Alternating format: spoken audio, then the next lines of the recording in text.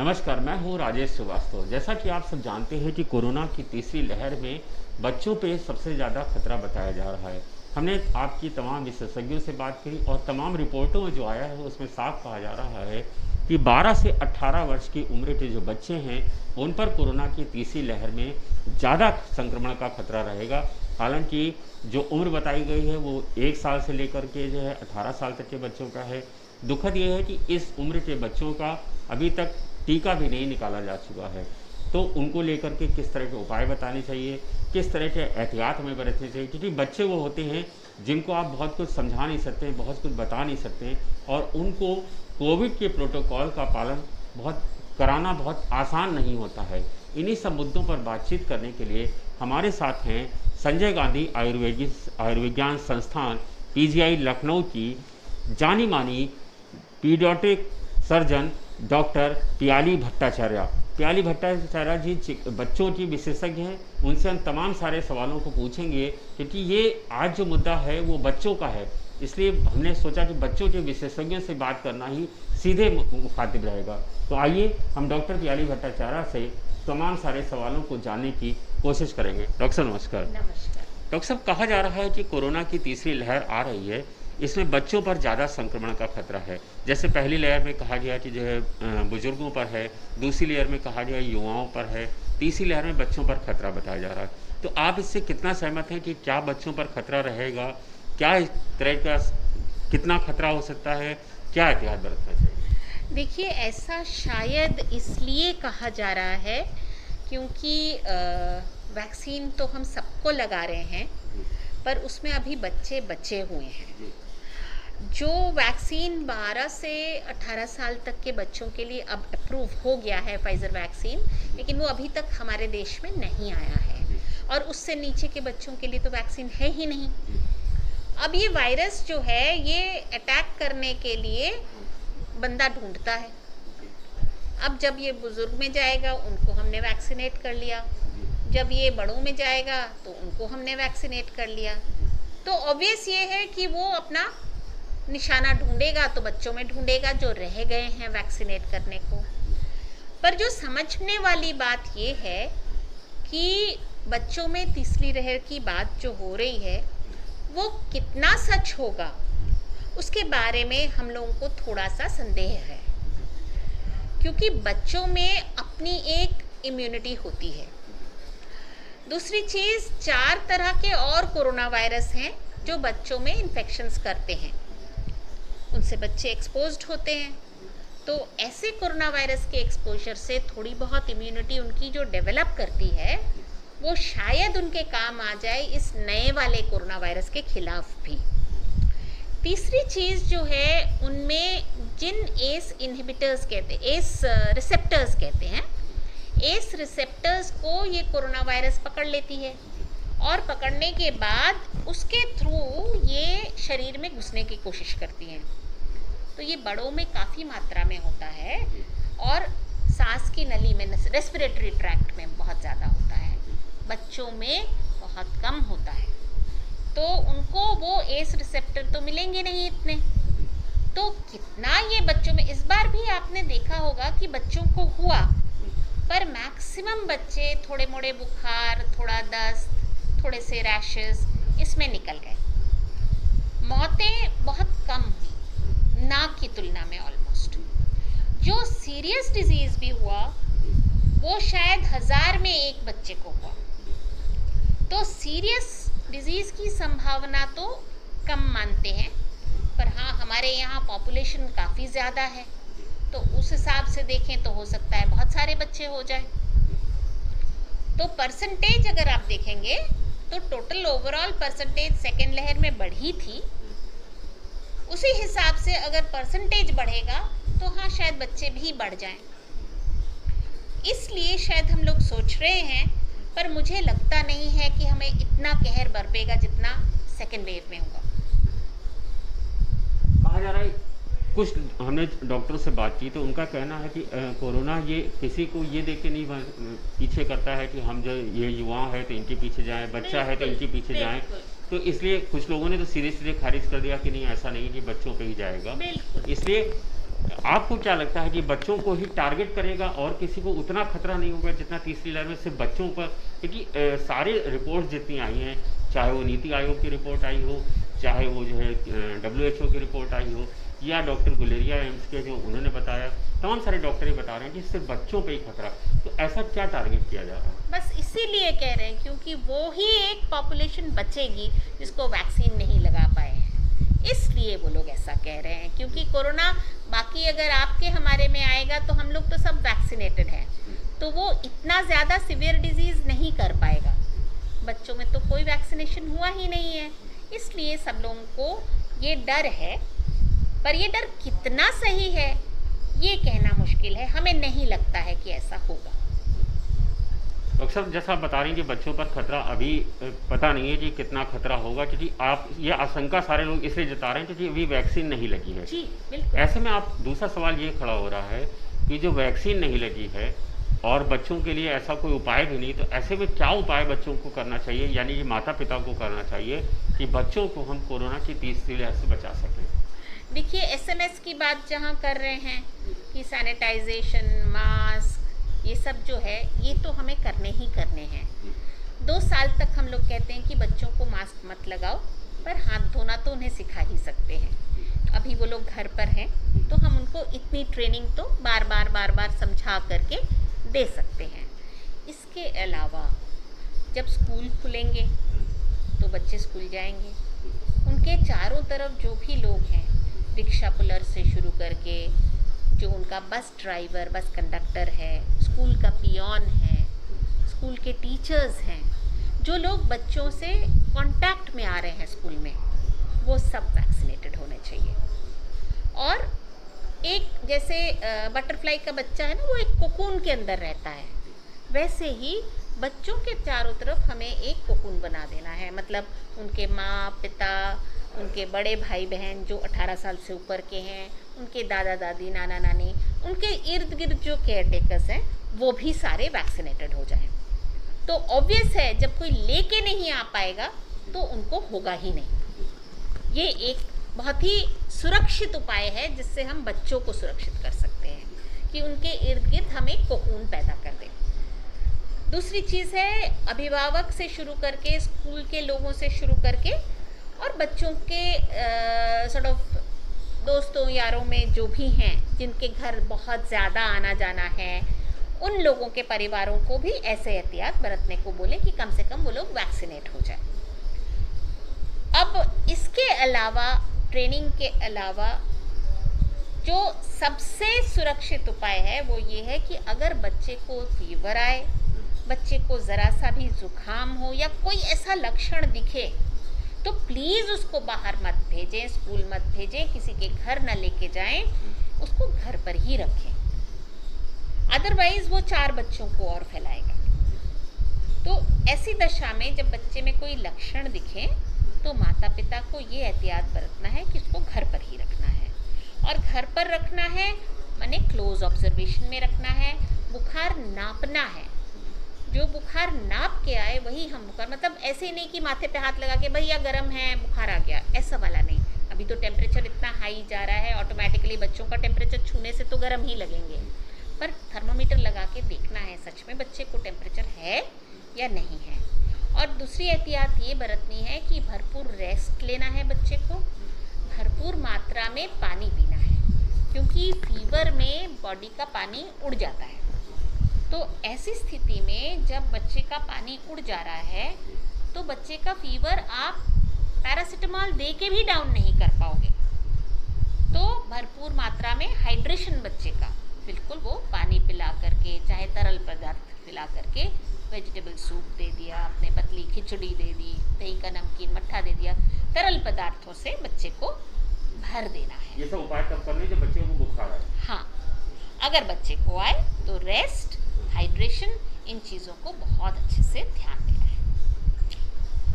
Isolation एक और तरीका है, आपको बोला कि उसको औरों के संस्पर्श में ना आने दें, तो उससे भी बचत होगी। ऐसी कोई दवा नहीं बनी जिससे आप कोरोना को रोक लोगे। कोई भी पैथी कुछ भी कहे, वो कहेगी कि जो सिम्टम आएगा उसको हम हल्का कर देंगे, पर कोरोना ना आए ऐसा कोई पैथी नहीं बना। जैसा डॉक्टर साहब बड़ों में अभी आपने देखा होगा दूसरी लहर के दौरान सरकार ने भी तमाम सारे उपाय, तमाम जाने माने चिकित्सकों ने बताया कि जैसे बड़ों के लिए आइवरमेक्टिन, डॉक्सीसाइक्लिन इस तरह का एक पैकेज चलाया गया।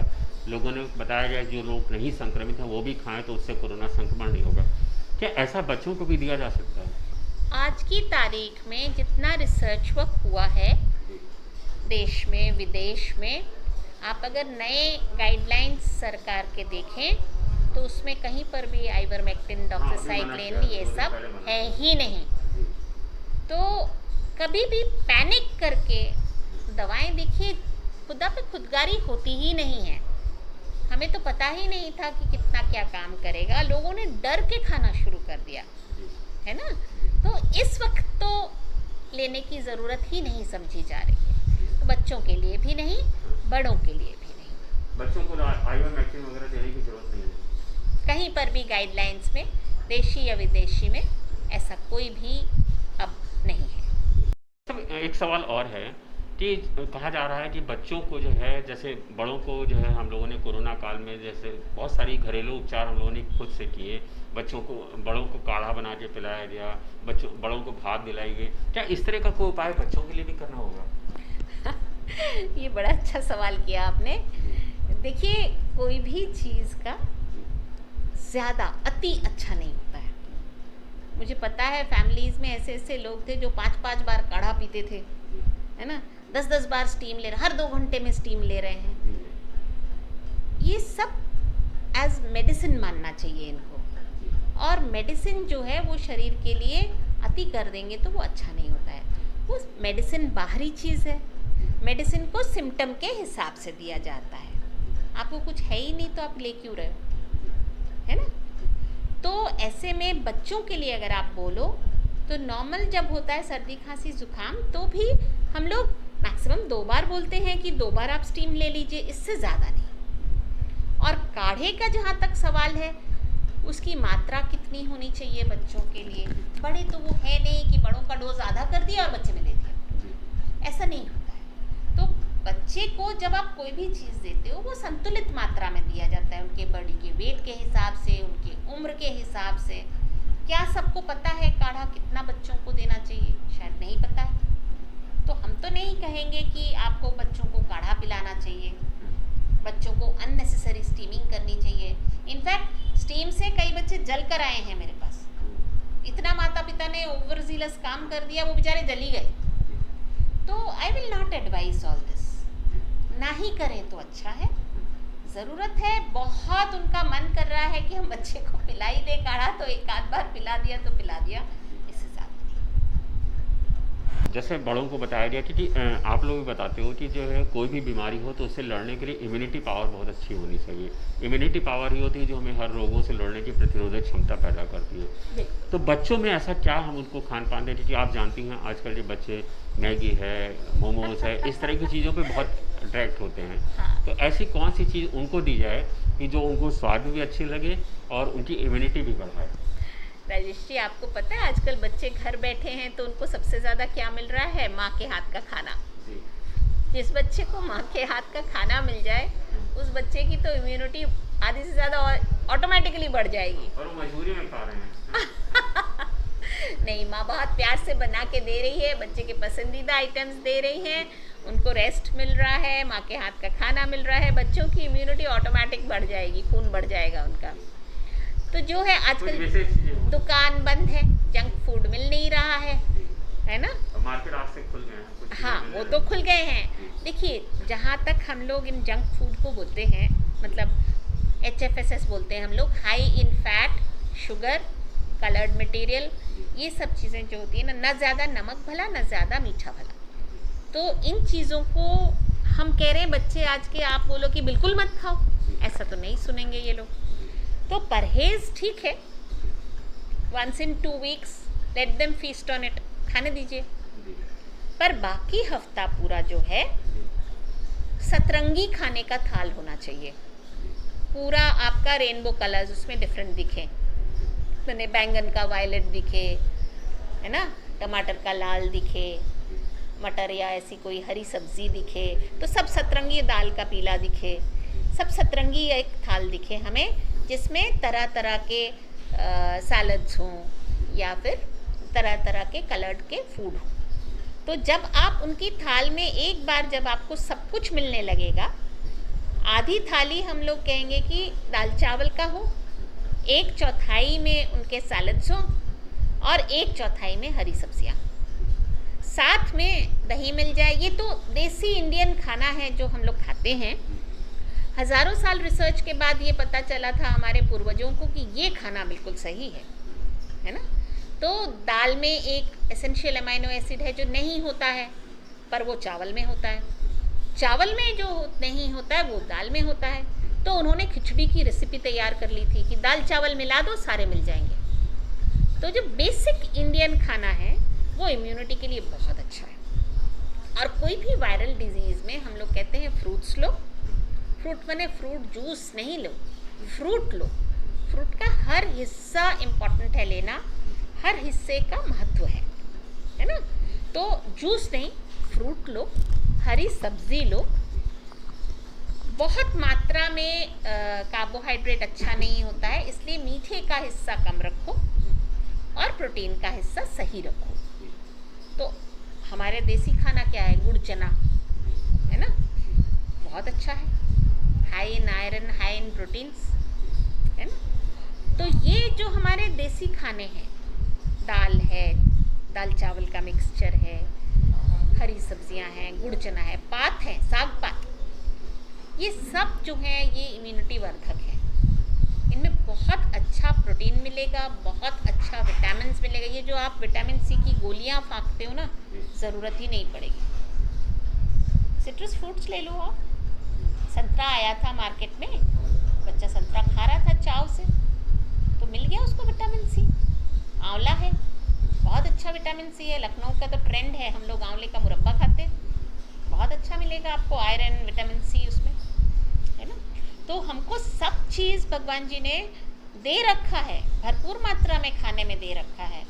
हम ही लोग गड़बड़ करते हैं जो उसको ना खा के हम लोग भागते हैं ये सब चीज़ों के ऊपर। तो सब किस उम्र के बच्चों में 2 कैटेगरी है। एक तो है दुधमुहे बच्चे, यानी कि जो है 1 साल से लेकर के और 8 साल तक के, 10-11 साल तक के बच्चे, जो नॉर्मल जिनको किड्स कहते हैं। और दूसरी कैटेगरी है 12 से 18 वालों की। तो आपके हिसाब से जो अभी तक, हालांकि आपने बताया कि बहुत ज़्यादा खतरा नहीं है, या किस उम्र पे है ये भी बहुत साफ नहीं, जब लहर आएगी तभी पता चल पाएगा, तो दोनों में से किसको ज़्यादा एहतियात करना चाहिए? सबसे ज़्यादा तो स्कूल गोइंग चिल्ड्रन को, जो थोड़ा बड़े बच्चे हैं, उनको अभी से ट्रेन करना है माता पिता को कि हैंड वॉशिंग अच्छे से करें, बहुत सारी चीज़ों को छुएं ना।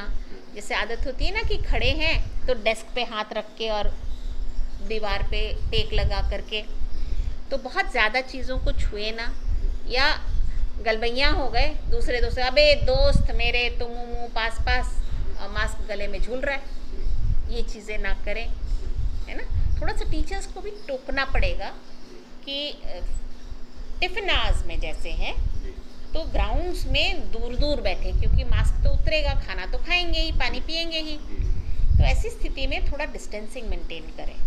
थोड़ा स्कूल के लिए दिक्कत है ज़रूर, पर किया जा सकता है। तो जो एडोलेसेंट बच्चे, छोटे बच्चे तो घर ही रहेंगे ना, 1, 2, 3 साल वाले बच्चे तो मोस्टली घर ही रहेंगे।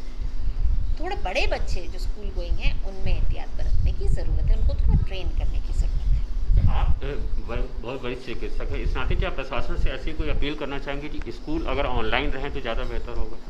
स्कूल हाइब्रिड कर दें ये लोग, जितना मैक्सिमम लेक्चर वगैरह है या ऐसे क्लासेस हैं उनको थोड़ा इंटरेस्टिंग कर दें और उनको ऑनलाइन ही रखा जाए। जो स्किल वर्कशॉप्स हैं, जैसे साइंस के लैब्स हैं वगैरह हैं, उसके लिए आप 1 घंटा खोलो, उसमें बच्चे को बुलाओ और थोड़ा डिस्टेंसिंग मेंटेन करते हुए शॉर्ट टाइम के लिए देखिए सब पॉसिबल हो पाएगा, आप अटेंशन दे पाएंगे। बट जब वो 8 घंटा 10 घंटा खिंच जाएगा, उसमें तो अटेंशन का लॉस होगा ही। कौन पीछे पीछे घूमेगा सारा टाइम? कोई नहीं कर सकता। ये ह्यूमनली इम्पॉसिबल है कि आप बच्चों को इतनी देर में कंट्रोल कर ले कि वो सब कुछ मान ले। बच्चा तो बच्चा ही है ना। हम लोग नहीं चेतते हैं तो बच्चा है। तो वही लैब्स जो बहुत ज़रूरी हैं, उस वाले में बच्चे को बुला लें, उतना 1 घंटा आप सेग्रीगेट करके या बैचेस में बुला करके छोटे छोटे उनको स्किल वर्क करा दें। बाकी सब आज के ज़माने में डिजिटल वर्ल्ड है, इट इज़ पॉसिबल कि आप सब कुछ वेब पे कर ले जाए। ओपन बुक सिस्टम करके आप एग्ज़ाम भी तो ले सकते हैं, विदेशों में होता है, वो चीज़ भी कर सकते हैं। तो ज़रूरी नहीं है कि आप इस वक्त, स्कूल जाना बहुत ज़रूरी है, इसलिए ज़रूरी है कि जीवन शैली जीना सीखता है बच्चा कई चीज़ें स्कूल जाकर। दोस्तों से कैसे पेश आओ, खेलों में कैसे भाग लो, टीम लीडर बनो तो टीम का कैसे देख रेख करो, दूसरों से कैसे पेश आओ, बहुत सारी चीज़ें वो स्कूल जाकर देखकर सीखता है। लोगों के साथ संमिश्रण होता है जब उसका, तो वो सीखता है। तो स्कूल जाना बहुत ज़रूरी है for the cognitive development, for physical development, for personal development. पर ऐसी स्थिति में जहाँ हम लोग ये डरे हुए हैं, जान है तो जहान है, तो पहले जान बचा लें, फिर हम लोग स्कूल कर लेंगे। डॉक्टर साहब, एक सवाल ये है कि जैसे जब बच्चे कोरोना संक्रमित हो जाए, जैसे कि बड़ों में था तो एक गाइडलाइन दी गई कि जब बच्चे शुरुआती लक्षण दिखें या कुछ इस तरह का दिखे तो उन्हें होम आइसोलेशन में रखिए, हॉस्पिटल ना लाइए, हॉस्पिटल से दूरी बना कर रखिए, हॉस्पिटल में संक्रमण फैलता है।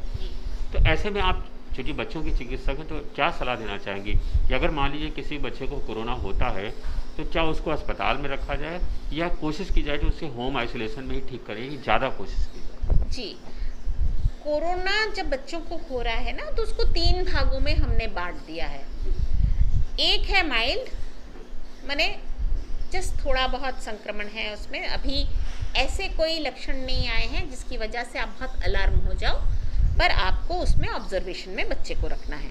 तो ऐसे बच्चे तो घर ही पे रहेंगे, इनमें कोई सांस की तकलीफ नहीं है, कुछ नहीं है, बस थोड़ा सा फीवर है और कोई ऐसे सिम्टम नहीं है। जो ही सांस की बात आ जाती है तो ये मॉडरेट में चले जाते हैं। ऐसे बच्चों को भी आप घर पर रख सकते हो। हॉस्पिटल को अननेसेसरीली माइल्ड वाले बच्चों से बर्डन करोगे तो सीवियर वाले बच्चे कहाँ जाएंगे फिर? तो हॉस्पिटल ओवरबर्डन भी नहीं करना है। अनदर थिंग इज़ कि ऐसे बच्चों को आप लेके आओगे, आए हैं वो कोरोना के लिए, लेके जाएंगे टीबी, है ना? तो संक्रमण का डर जैसे आपने कहा वो भी रहता है। तो जो माइल्ड और मॉडरेट वाले हैं, डॉक्टर के संस्पर्श में रहिए, टेलीफोनिक कंसल्टेशन में रहिए, ऑब्जर्वेशन करते रहिए, टेम्परेचर लेते रहिए, हाइड्रेशन देखते रहिए, यूरिन आउटपुट ठीक है कि नहीं ठीक है।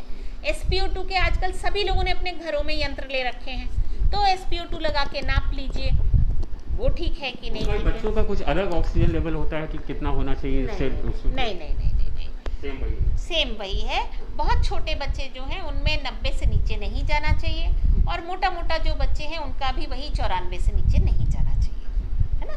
तो वो जो बच्चे 92-94 वाले में होते हैं उनकी मॉनिटरिंग अच्छे से करनी चाहिए, ताकि अगर उनको ज़रा सा भी सीरियसनेस हो तो तुरंत हॉस्पिटल भागिए। तो सांस पे एक अच्छी नज़र होनी चाहिए।